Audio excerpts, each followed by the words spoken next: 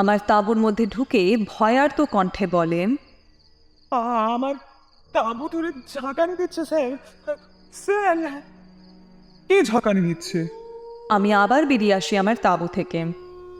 হাতে নাতে ধরে ফেলতে পারছো না? চলো দেখি। ধরা ছোঁয়ার মধ্যে কাউকেই পাওয়া যায় না। আমি পরেশকে বললাম, তোমার তাঁবু ধরে কেউই ঝাঁকানি দিচ্ছে না, হয়তো বাতাসে নড়ে উঠেছে। বাতাস কই যে বাতাসে নড়ে উঠবে? পরেশ ঝাঝালো স্বরে বলে ওঠে, বাতাস না থাকলে বেঁচে আছো কি করে? সে যাই হোক, আমাকে আর বিরক্ত না করে ঘুমোতে দাও। ভয় যদি পেয়ে থাকো আমার তাঁবুতে এসে শো। আমার কথার ওপরে কোনো কথা না বলে পরেশ আমার তাঁবু থেকে বেরিয়ে যায়। সে আর ফিরে এলো না দেখে আমার মনে হলো হয়তো সে আর ভয় পাচ্ছে না, কিংবা